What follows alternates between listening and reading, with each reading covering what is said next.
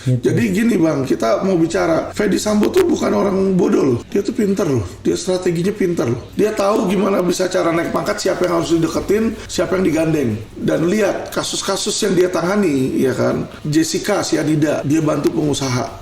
Terus kedua, institusi coklat lainnya itu utang budi loh sama dia dari kasus kebakaran Kejagung. Jadi kalau ada kasus yang misalnya dia naikin sidik terus nggak mau di P21, dia pasti punya koneksi untuk bilang, kemarin kamu kasus kebakaran saya bantuin loh.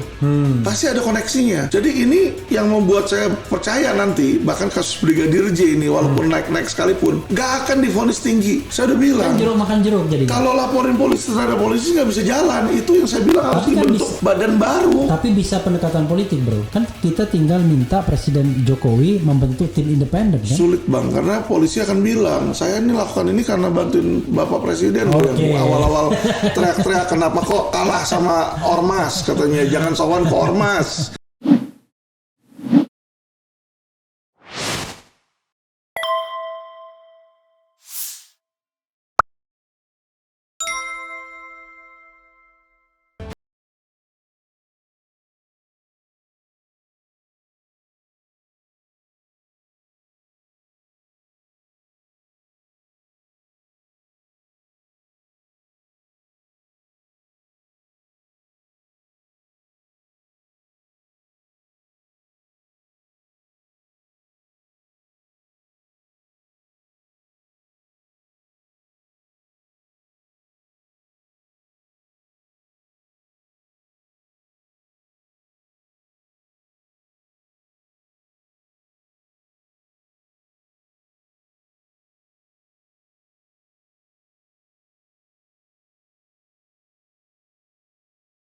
Gitu. Jadi gini bang, kita mau bicara, Fedy Sambo tuh bukan orang bodoh loh. Dia tuh pinter loh, dia strateginya pinter loh. Dia tahu gimana bisa cara naik pangkat, siapa yang harus dideketin, siapa yang digandeng. Dan lihat kasus-kasus yang dia tangani, ya kan, Jessica Cyanida, dia bantu pengusaha. Terus kedua, ya kan, institusi coklat lainnya itu utang budi loh sama dia dari kasus kebakaran Kejagung. Jadi kalau ada kasus yang misalnya dia naikin sidik terus nggak mau di P21, dia pasti punya koneksi untuk bilang, kemarin kamu kasus kebakaran saya bantuin loh. Pasti ada koneksinya. Jadi ini yang membuat saya percaya nanti bahkan kasus Brigadir J ini walaupun naik-naik sekalipun nggak akan divonis tinggi, tuntutannya nggak akan tinggi. Satu, kedua, setelah tuntutan pun nanti akan kayak Pinangki. Contoh Pinangki misalnya dituntut 10 tahun, banding turun ke 4 tahun kemarin kan. Mestinya kan jaksa apa? Kasasi kan? Dia nggak mau kasasi. Nggak mau kasasi. Giliran Habib Bahar kasasi langsung hari itu juga. Itu dia kan. Banding hari itu juga. Mantap kan? Itu dia. Dan biar di penjara terus gitu. Itu dia. Makanya kita perlu ada satu badan, bukan cuma mengepalai kepolisian. Jadi badan yang dimana bisa punya wewenang untuk mereview kasus-kasus yang janggal bang. Itu perlu sekali. Karena tidak bisa diingkari bahwa rekayasa itu ada. Dan kalau itu tidak ada, kita nggak ada badan yang untuk bisa ngecek dan bisa mempidanakan polisi dan jaksa nakal, gimana akan berkurang oknum-oknum itu. Karena dia cuma pikir, nanti etik. Cuma kalau bilang oknum itu kan cuma 1-2 orang bawahan. Tapi kalau pimpinan kok bilang oknum?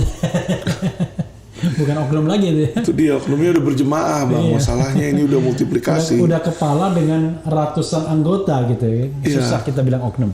Bro, terakhir bro, soal KM50 kan ada aspirasi agar kasus ini dibuka kembali. Tapi saya lihat dalam kasus Brigadir Joshua ini nggak mungkin bisa didorong kalau masyarakat kagak kompak, ya kan? Terutama masyarakat yang melihat ini dari unsur SARA gitu kan. Kekuasaan kagak mau dan internal Polri solid. Kalau ini kan dia kan kepecah-pecah blok ya, ada Komjen yang katanya mau mengundurkan diri kalau Ferdy tidak ditersangkakan dan lain sebagainya. Menurut bro gimana? Jadi gini bang, kalau saya lihat ya, balik lagi kayak contoh kemarin itu yang Napoleon.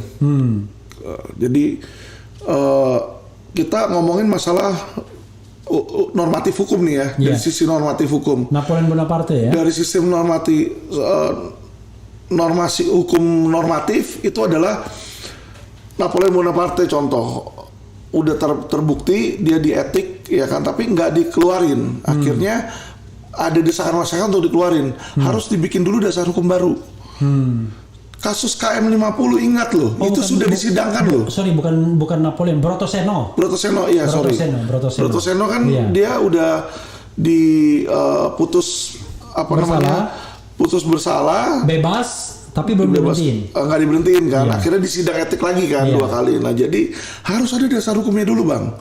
Jadi gimana orang teriak-teriak mau dari Sabang sampai Merauke, kalau nggak ada dasar hukumnya, gimana mau dibuka lagi? Nggak ada. Itulah asas nebis in idem. Seseorang nggak bisa diadili 2 kali atas perkara yang sama. Bagaimana kasus yang sama mau diadili 2 kali? Pertanyaan saya, abang kan ahli hukum. Ada kan nebis in idem, bisa nggak disidangin lagi kalau kita ngomong normatifnya? Tapi normatifnya kan mudah, karena yang disidangkan itu kan terhadap 3 pangkat rendah ini kan, 1 meninggal, 2 yang disidangkan. Tapi kan kalau kita bicara itu adalah konspirasi kekuasaan, kan tinggal dicari siapa intelektualnya kan, siapa istilahnya yang merupakan apa istilahnya, yang Ferdi Sambo ini apa? Kalau kita bilang Ferdi Sambo ini konspirasi. Nah, intelektual dadar itu apa? Apa namanya? Yang saya malah lupa. Ikut serta. Bukan. Yang menyuruh lakukan, yang melakukan sendiri kan ada. Iya, DDRJ itu. Iya, ada ininya, ada bosnya kan. Dalam kasus KM 50 kan yang disidangkan kan cuma kroconya. Artinya nebis in idem terhadap mereka. Tapi yang lain kan belum. Bahkan yang 2 meninggal itu kan belum sama sekali nggak ada. Nah, berarti bukan disidangkan kembali bang, tapi dicari pelaku-pelaku lain maksudnya. Iya dong. Di situ kan pendalaman lagi kan maksudnya. Tim independen kan. Karena kalau dibilang diusut ulang, itu berarti kan seolah-olah penyidikan lagi. Iya. Yang sama. Nah ini. Enggak. Jadi kita bicara tentang otak pembunuhannya kan. Kan kita nggak bicara ke mereka yang melakukan, tapi yang menyuruh lakukan kan. Jadi kalau secara pidana ya kalau memang dia mau melakukan kayak begitu, sebenarnya 2 hal. Satu kan bisa dari petunjuk jaksa. Iya. Biasanya, atau dari perintah hakim. Jadi ketika lagi dibacain dakwaan dilihat ini emang cuma 2 orang doang misalnya. Ada lagi nggak yang lain? Yang lain tolong disidik. Nah itu bisa dibuka lagi dari situ bang. Karena atau ada laporan masyarakat. Harus ada yang inisiasi LP. Jadi misalnya selain 2 orang ini ada lagi buka LP baru. Misalnya kemarin LP-nya pembunuhan biasa doang 338. Misalnya dilaporin sekarang 340. Pembunuhan berencana karena beda pasal, beda delik, itu bisa dilaporin lagi. Nah itulah nanti dipush dari situ bang.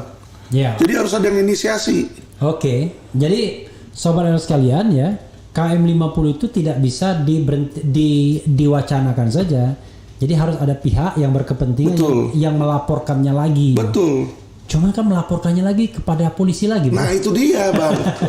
Saya udah bilang. Kan jeruk makan jeruk jadi. Kalau laporin polisi terhadap polisi nggak bisa jalan. Itu yang saya bilang harus dibentuk badan baru. Tapi bisa pendekatan politik bro. Kan kita tinggal minta Presiden Jokowi membentuk tim independen kan? Sulit bang, karena polisi akan bilang saya ini lakukan ini karena bantuin Bapak Presiden. Yang awal-awal teriak-teriak kenapa kok kalah sama Ormas katanya, jangan sowan ke Ormas. Gitu. Nanti repot kita bang. Tapi kan itu sendiri kan berarti kan ada yang namanya tidak hanya legal handicap tapi juga psychological handicap, political handicap. Jadi handicapnya itu tidak hanya soal prosedur hukumnya, tapi juga soal-soal politiknya. Ya kalau gitu ya memang harus ganti kekuasaan dulu. Itu dia, agak sulit bang. Kita bicara logika ya. Oke, bro, silakan closing statement apa saja ya. Kita sudah bicara 3 hal. Dari pertama tadi kita bicara Yosua, kemudian KM 50, bicara tentang Polda dan Kapolda Metro Jaya, dan terakhir bicara soal perjudian dan lain sebagainya ya. Silakan bro. Closing statement. Iya. Makasih teman-teman satu Indonesia, terima kasih atas kesempatan, dan bagi yang mendengarkan saya dan mensupport juga kita berterima kasih. Jadi saat ini Indonesia sedang dalam saat kritis kalau menurut saya dari sisi hukum ya, baik hukum maupun politik. Kenapa saya bilang seperti itu ya kan? Propam yang kita tahu Kadif Propam menjadi tersangka ini adalah bukan masalah ece-ece remeh-temeh, karena Kadif Propam itu adalah benteng terakhir pencari keadilan ya, mereka punya slogan. Sehingga kalau benteng terakhir pencari keadilannya aja runtuh, ternyata adalah penjahat atau pembunuh berencana, ini sangat membahayakan gitu loh. Polisinya polisi aja penjahat, bagaimana ini dengan polisi lainnya ya. Tapi saya yakin masih banyak polisi-polisi baik ya. Jadi kita sebagai masyarakat ini, kita hanya punya satu kekuatan, yaitu kekuatan power media sosial ya. Teman-teman pergunakan, karena berjalannya waktu ya kan, hanya itu yang bisa menyelamatkan negara Indonesia ini ya. Kenapa? Karena negara Indonesia ini ibarat sebuah negara yang sudah dipenuhi dengan tingkah laku perilaku manipulatif yang sudah turun-temurun dari satu kapolri ke kapolri lain, yang dimana oknum-oknumnya itu sudah mengakar ya, nggak akan mudah untuk dibenarkan, dan kalau kita tidak benahi ini akan makin bahaya. Jadi untuk ini bisa terpenuhi demi Indonesia yang lebih baik, seluruh elemen harus bersatu teman-teman ya. Orang-orang bilang kamu Kristen, kamu Chinese minoritas katanya kan, kenapa kok mau bela si misalnya yang Muslim, kenapa mau bela FPI? Saya nggak melihat itu FPI, saya nggak melihat itu Muslim. Saya melihat putra-putri bangsa ya, yang dimana diperlakukan secara hukumnya salah. Nah jadi teman-teman, kita ini harus melepaskan ya kan apa yang dilabel terhadap kita. Apakah itu Cina, Arab lah, ya kan, pribumi lah, kadrun lah, kecebong lah, itu hilangkan teman-teman. Kita harus bersatu bahwa kita ini satu Indonesia, ya kan, dan kita harus benahi negara tercinta kita ini. Karena kenapa? Semua resource kita ini semua pergi ke luar negeri, dan semua ini sudah menjadi bancakan defisit keluar. Ya, yang rugi akhirnya masyarakat kita yang miskin teman-teman. Ya, jadi media sosial ini harus selalu dihidupkan. YouTube kayak channel Refli Harun ini ya kan, kita harus selalu dukung, dimana sehingga ketika ada ketidakadilan teman-teman harus berani bersuara. Saya harap akan muncul Alvin Lim baru yang lain ya kan, yang bisa merangkul Indonesia gitu. Jangan hanya berhenti di saya di sini ya, dan pengorbanan itu pasti ada, tapi jangan takut. Kalau kita bergerak benar, Tuhan akan bantu.